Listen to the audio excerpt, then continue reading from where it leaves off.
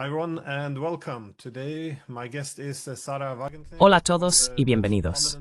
Hoy mi invitada es Sarah Wagenknecht, una de las figuras más destacadas de la política alemana y, diría yo, también una voz valiosa en toda Europa para ayudar a comprender algunos de los desafíos que enfrentamos con el neoliberalismo, la globalización y también la dirección de la Unión Europea. Más o menos todo el mundo está de acuerdo en que los Estados europeos deben trabajar juntos para resolver problemas comunes. Pero todavía existen desacuerdos en cuanto a cómo debería ser esta cooperación e integración. Así que, bienvenida al programa. Muchas gracias por la invitación. Me alegra estar aquí. Quería centrarme hoy en la Unión Europea porque recuerdo el gran optimismo sobre la Unión Europea en los años 90 y 2000. Pero ahora vemos estos crecientes problemas económicos, sociales y políticos. Pensé que un buen punto de partida serían los problemas económicos. ¿Cuáles considera que son las causas fundamentales de los desafíos económicos de Europa y las dificultades para revertir esta situación?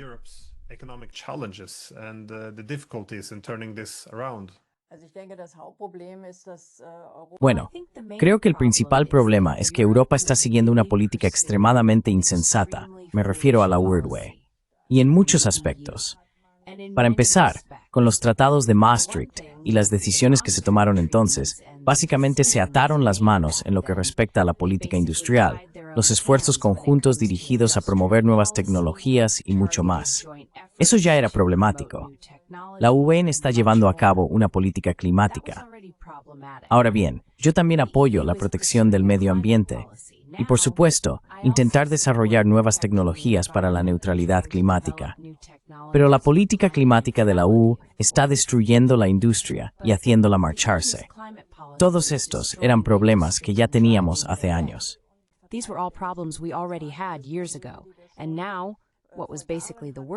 Y ahora llegó lo que básicamente fue lo peor de todo, las sanciones económicas contra Rusia. Europa depende enormemente de las materias primas rusas, de la energía rusa, especialmente Alemania, nuestra industria. Básicamente, la condición misma para la existencia de nuestra industria ha sido que obtengamos energía barata de Rusia, especialmente gas.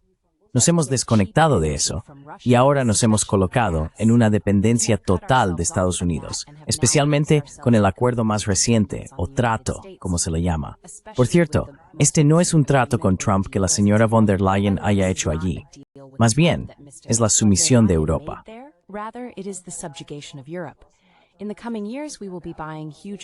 En los próximos años, estaremos comprando enormes cantidades de energía estadounidense cara, que por cierto, también es de menor calidad y más contaminante. Al fin y al cabo, es gas de fracking. Y en estas condiciones, nuestras empresas simplemente ya no pueden producir de manera competitiva.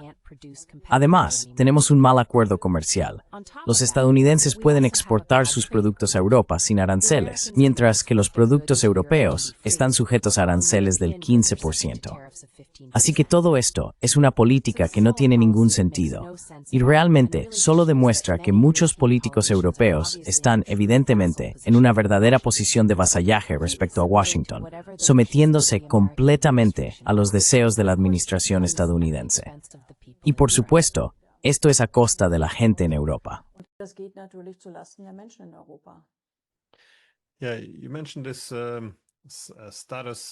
Sí, mencionaste este estatus de ser vasallos. Y es interesante porque la Unión Europea solía aspirar a lo que llamaba autonomía estratégica o independencia europea. Pero ahora parece que la UE se está volviendo más dependiente de Estados Unidos, especialmente con este acuerdo comercial tan malo. Ahora, la solución habitual es diversificar las asociaciones económicas, es decir, tener buenos contactos y comercio con Estados Unidos, pero sin depender demasiado. Pero, ¿cómo explico lo que me ha pasado con esta autonomía estratégica? ¿Cómo diversificar sus asociaciones económicas?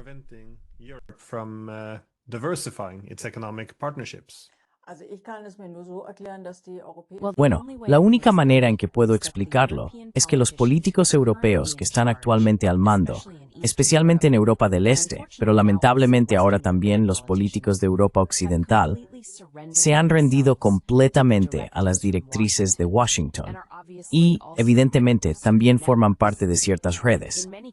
En muchos casos, se trata de políticos que fueron promovidos como jóvenes líderes globales, que están involucrados en otras redes y grupos de presión. La gente siempre dice que eso es solo una teoría de la conspiración, pero por supuesto que Estados Unidos hace esto. Intentan influir en los políticos internacionalmente, intentan involucrarlos, porque de otro modo no se puede explicar. Así que esta es una política que va completamente en contra de los intereses de los europeos. Lo que está haciendo la señora von der Leyen es un desastre. Y hay muy pocos en Europa, muy pocos esteístas también. En AECES.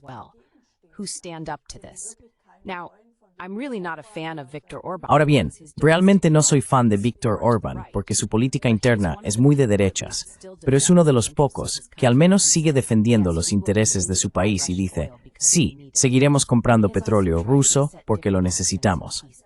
Y también ha intentado establecer prioridades diferentes en la política de paz.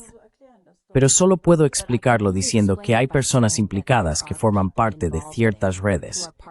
Además, en Alemania, antes tuvimos cancilleres, pienso en Willy Brandt, Helmut Schmidt, incluso bajo Kohl y también Gerhard Schröder. Ellos se enfrentaron a ciertas cosas que venían de Washington, al menos en esos casos se rebelaron. Dijeron no, aquí tenemos intereses diferentes y vamos a mantenernos firmes. Y ya no tenemos personas así en la política alemana y apenas en la política europea.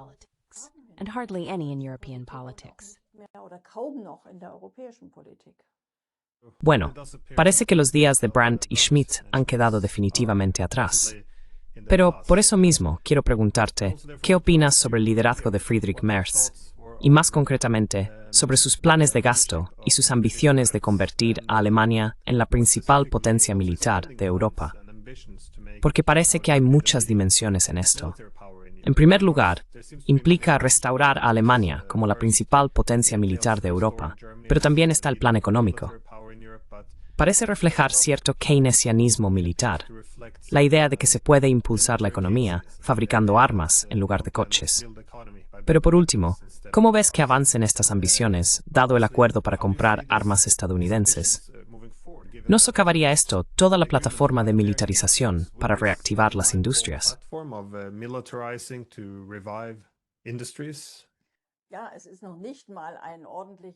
Sí, ni siquiera es un verdadero keynesianismo militar. Pero incluso eso, como bien has señalado, se ve socavado por el hecho de que las armas se compran principalmente a Estados Unidos. Y permíteme ser muy claro, ni siquiera el keynesianismo militar es lo que nuestro país necesita ahora, ni lo que nos hará avanzar. Llevamos años enfrentándonos a grandes problemas en Alemania. Nuestra infraestructura se está deteriorando. Carreteras, puentes, redes ferroviarias. Durante años, o casi se podría decir, durante varias décadas, ya casi 2 décadas, ha habido una falta de inversión adecuada, porque Alemania tiene una regla de freno de la deuda muy rígida. Siempre ha habido una negativa a asumir préstamos estatales para invertir en esta infraestructura.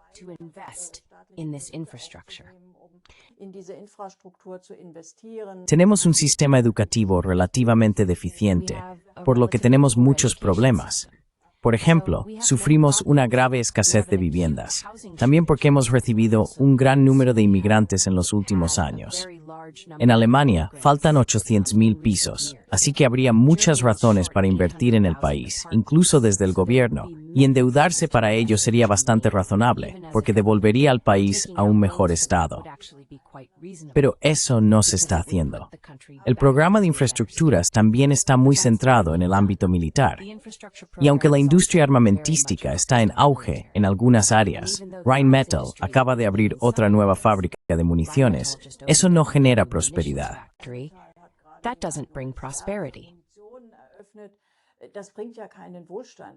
Eso puede crear algunos empleos, pero no se produce nada que beneficie a la gente ni que mejore la vida de ninguna manera.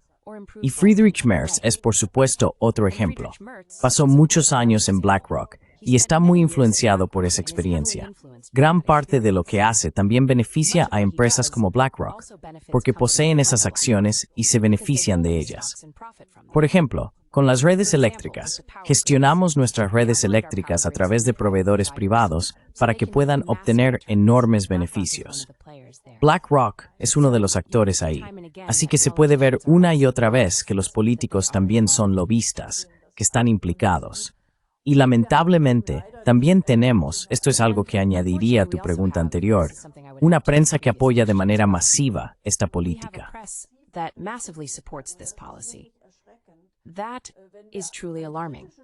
Eso es realmente alarmante. Si tuviéramos un periodismo crítico que desafiara al gobierno cada día, que también atacara a Merz por todas estas decisiones erróneas, tal y como empezó antes con el gobierno de Scholz, cuando comenzó el rearme insensato, entonces el gobierno podría estar sometido a cierta presión. Pero lo realmente grave es que la prensa generalista en Alemania está constantemente pidiendo que nos preparemos para la guerra, que invirtamos más en armamento, que compremos armas estadounidenses. Incluso el problema de nuestra dependencia, por ejemplo, en el sector digital. Somos completamente dependientes, básicamente somos una colonia digital de los estadounidenses. Toda Europa lo es, pero especialmente Alemania. No es un tema en la prensa generalista.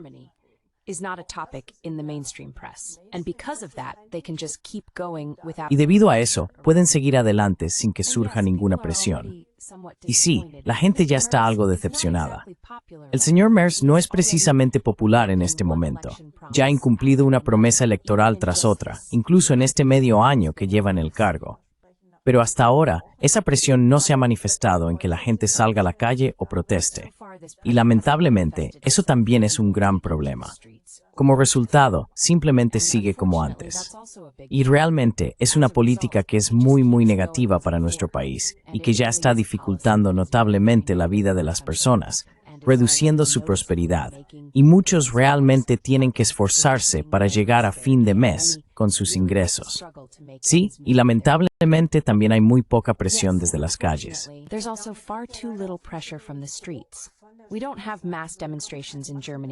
No tenemos manifestaciones masivas en Alemania donde la gente se defienda, donde llamen a los políticos y a Merz a cambiar sus políticas. Y por esta razón, estamos convocando a una gran manifestación por la paz el 13 de septiembre en Berlín, en la Puerta de Brandeburgo, a las 14. Contamos con una gran alianza de artistas que se unirán a nosotros y un cantante muy conocido, que es realmente famoso en Alemania, Peter Maffay, también ha hecho un llamamiento a la participación. Dieter Hallervorden también estará presente. Es un artista de cabaret que es básicamente el más reconocido de Alemania, junto con dos raperos, Bausa y Massiv, y Gabriela Krone-Schmalz, la ex corresponsal de la ARD en Moscú. Yo también estaré allí. Así que esperamos poder llevar a cabo un gran evento para presionar al gobierno a que cambie sus políticas de guerra.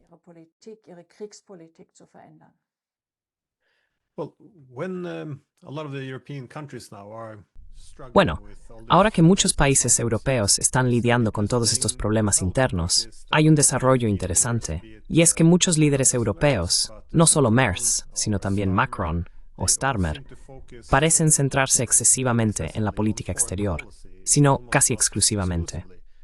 Me parece bastante interesante, y por supuesto esto gira ahora principalmente en torno a la guerra. De esto es de lo que suelen hablar.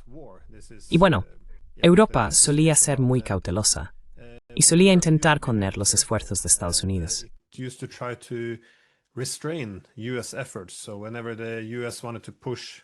Así que, cuando Estados Unidos quería impulsar, por ejemplo, la expansión de la OTAN, eran Merkel, Hollande y otros quienes intentaban frenar un poco. Pero ahora los papeles parecen haberse invertido.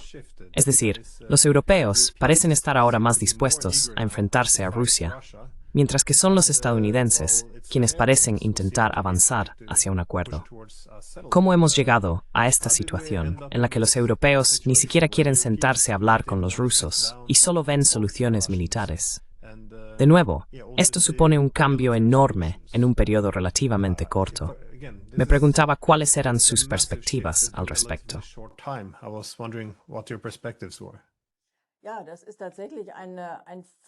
Sí, eso en realidad es algo completamente diferente. Sí, de hecho es un cambio total. Por ejemplo, cuando se firmó el Acuerdo de Minsk, los estadounidenses, que también eran los principales actores en Ucrania, intentaron apoyar el golpe del Maidán.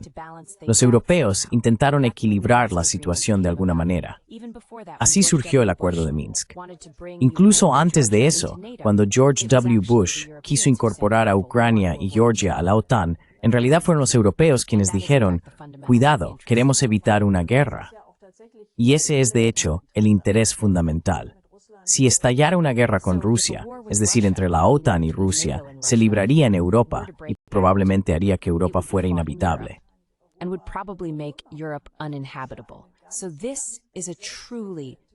Así que esto es un desarrollo verdaderamente horrible que estamos presenciando aquí. Y por eso resulta realmente incomprensible. Ahora uno tiene realmente la impresión de que Trump en realidad quiere poner fin a esta guerra. No porque sea una persona amante de la paz, sino simplemente porque es una guerra perdida para Estados Unidos que solo cuesta mucho dinero y él quiere centrarse más en el conflicto con China. Pero sería una bendición que esta guerra terminara, porque es extremadamente peligrosa. Puede expandirse, puede extenderse a Europa. Y el hecho de que los europeos estén ahora realmente haciendo todo lo posible para torpedear, obstaculizar y hacer imposible un posible acuerdo de paz es alarmante.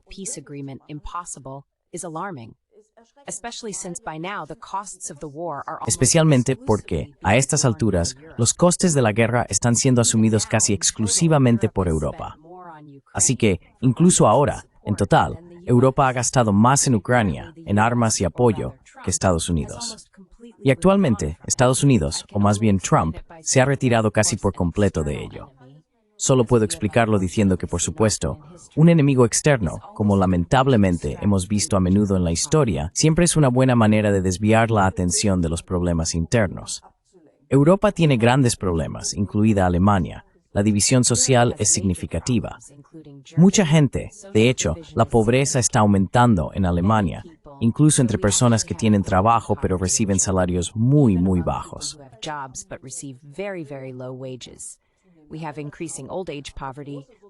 Tenemos una pobreza creciente entre las personas mayores. Tenemos grandes conflictos y contrastes sociales. Esto se debe en parte al alto nivel de inmigración en los últimos años.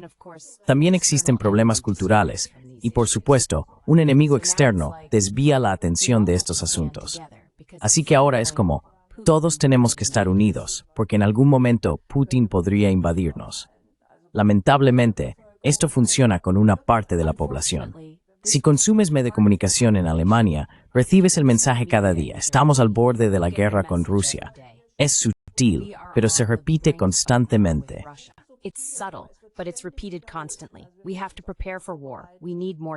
Tenemos que prepararnos para la guerra. Necesitamos más tanques. Putin nos atacará pronto. Se está preparando para ello.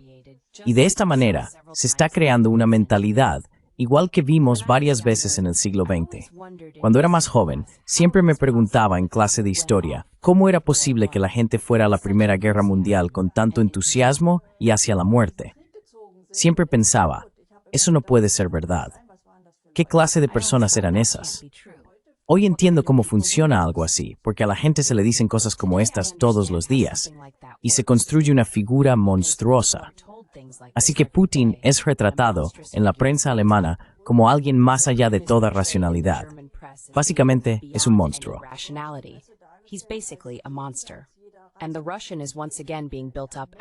Y el ruso vuelve a ser presentado como una imagen enemiga. El señor Wade Full, el experto en política exterior, dice que Rusia seguirá siendo nuestro enemigo para siempre.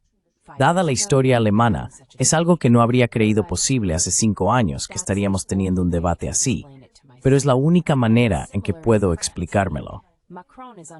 Y es similar en Francia. Quiero decir, Macron es impopular. Francia también tiene grandes problemas sociales. En Francia, por supuesto, Le Pen ahora también es muy fuerte como contrapeso. Eso en realidad también ocurre en parte en Alemania con la AfD. Pero eso no es, al menos no es lo que yo desearía, como contrapeso.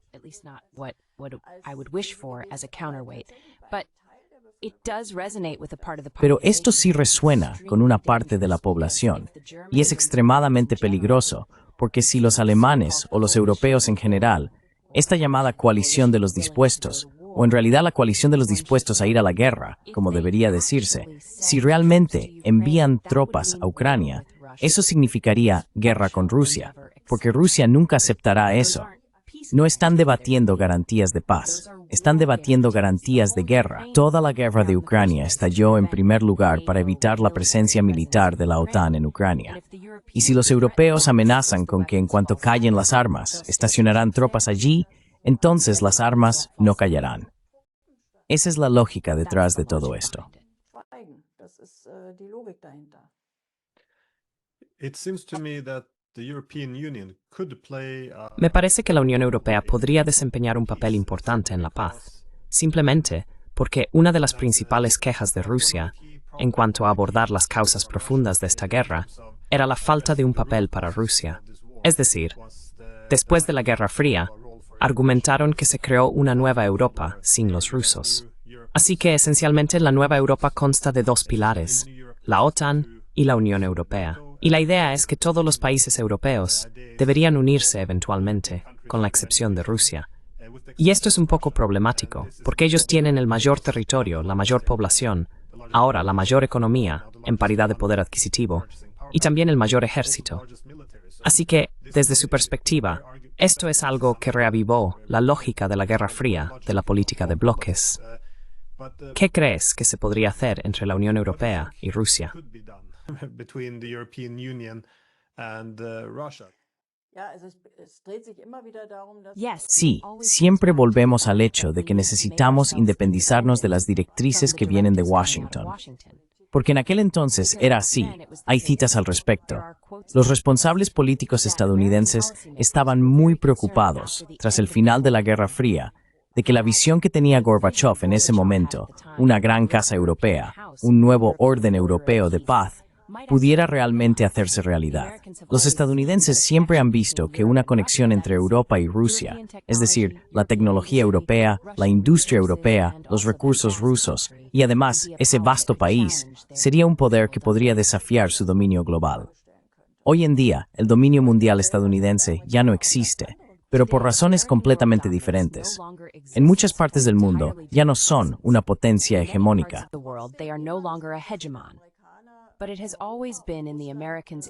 Pero siempre ha sido de interés para los estadounidenses crear una brecha entre Europa y Rusia, por razones geoestratégicas.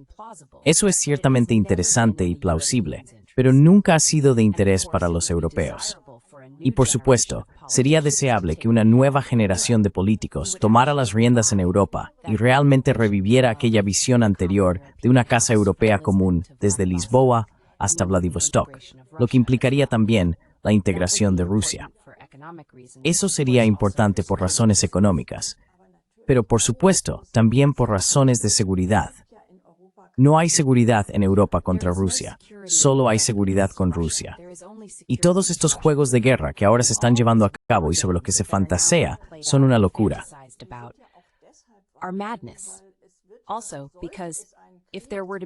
Además, porque si llegara a haber una guerra entre los países de la OTAN en Europa y Rusia, no sería una guerra convencional, ya que Rusia es inferior en términos convencionales. Eso significa que sería una guerra nuclear, y eso destruiría Europa. Todavía recuerdo cuando era adolescente que crecí en una época en la que la gente tenía mucho miedo a una guerra mundial. En aquel entonces, las agencias de viajes estadounidenses anunciaban con el eslogan «Visite Europa mientras siga en pie». Fue cuando se desplegaron los Pershing y estaba en marcha el debate sobre los SS-20. Era una situación muy peligrosa y afortunadamente, en parte gracias a Gorbachev en aquel momento, se superó. Y ahora estamos de nuevo en una situación similar, salvo que hoy nadie habla de ello.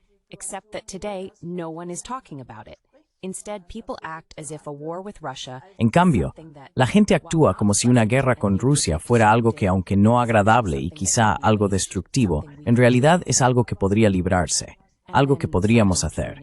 Y luego, de algún modo, Alemania seguiría existiendo y Europa seguiría existiendo. Eso es una completa ilusión. Por eso, también por razones de seguridad, Es absolutamente esencial que haya una política diferente hacia Rusia. Los presidentes rusos se han acercado repetidamente. Así que, en realidad, podemos alegrarnos de que Rusia, en su mayor parte, haya estado gobernada por presidentes bastante proeuropeos. Porque ahora, por supuesto, Rusia se está orientando masivamente hacia Asia. Todos los gasoductos, económicamente, todo está ahora orientado hacia Asia.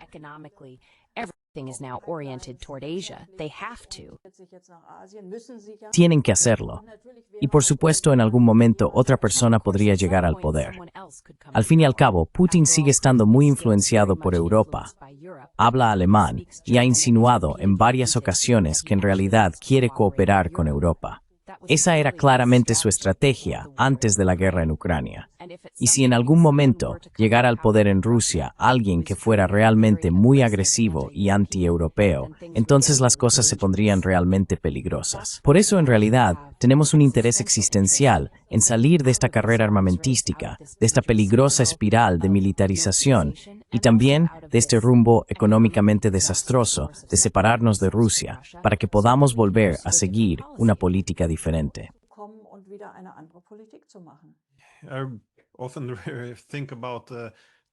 A menudo pienso en el gran diplomático estadounidense George Kennan, quien por supuesto fue el arquitecto de la política de contención. Pero en los años 90, él estaba bastante desilusionado porque señalaba que tras la Guerra Fría teníamos todas estas oportunidades para crear cualquier tipo de Europa que quisiéramos. Él veía esto como una falta de imaginación política, que lo único que podíamos imaginar era un regreso a la política de bloques. ¿Quién debía estar dentro? ¿Quién debía estar fuera? Así que, de nuevo, podrían haber existido muchas oportunidades muy interesantes para crear, como has dicho, esa gran Europa desde Lisboa hasta Vladivostok, que aún hoy se vería muy diferente. Pero supongo que eso me lleva a mi última pregunta, que es, ¿en qué camino crees que se equivocó la Unión Europea? ¿Y cuál sería un futuro mejor para la Unión Europea? Dado que, como mencioné al principio, todavía necesitamos una forma para que los Estados europeos trabajen juntos por la prosperidad compartida y la paz. ¿Qué otros caminos puede tomar la WILOE? What are other paths the EU can take? Así que además de una política exterior diferente y una política económica exterior distinta, por supuesto, sería importante cambiar las reglas en Europa. La Unión Europea se ha convertido en una estructura muy centralizada. La Comisión de Bruselas gobierna en parte dentro de los Estados miembros. Esa fue también una de las razones por las que en un momento dado hubo una mayoría en Gran Bretaña para rechazar esto. El lema, recuperar el control, fue central en ese sentido. Contó con mucho apoyo entre la gente porque no querían ser gobernados desde Bruselas. Y eso es bastante comprensible, porque las normativas impuestas por la Unión Europea son a veces un entramado de burocracia que solo sirve a ciertos intereses de lobby, incluidos los de las empresas.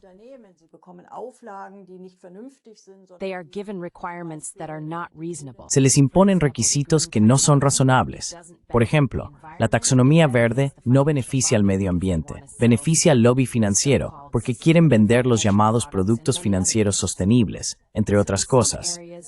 Así que, en algunas áreas, realmente necesitamos descentralización.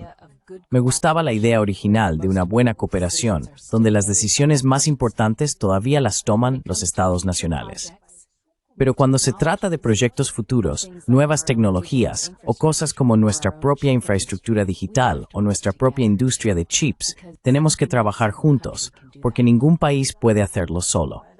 Por lo tanto, mantener la cooperación, apuntar a ciertos objetivos en común, pero también permitir que los países se centren más en sus propias prioridades.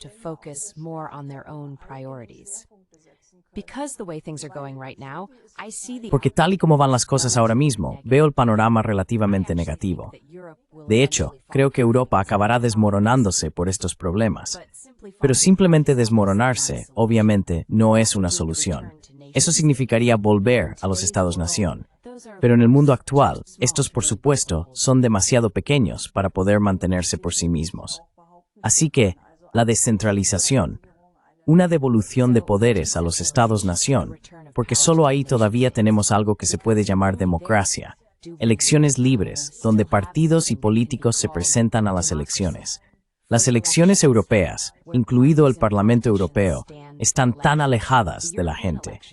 Y también hemos visto, quiero decir, la señora von der Leyen nunca fue elegida por nadie y ahora es una poderosa presidenta de la Comisión.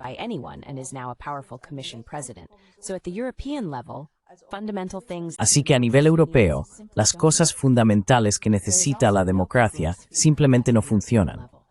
Tampoco existe una esfera pública a nivel europeo.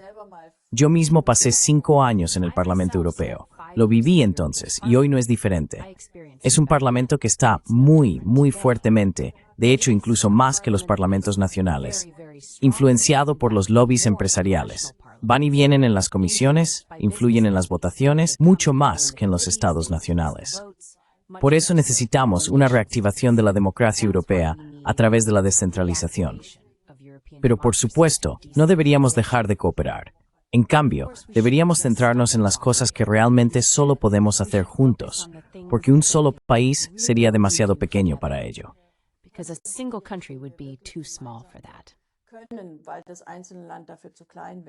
Bueno, muchas gracias por tomarse el tiempo. Es un momento muy crítico para Europa, así que realmente aprecio sus opiniones. Muchas gracias. So I really appreciate your insights. So thank you so much. Gracias.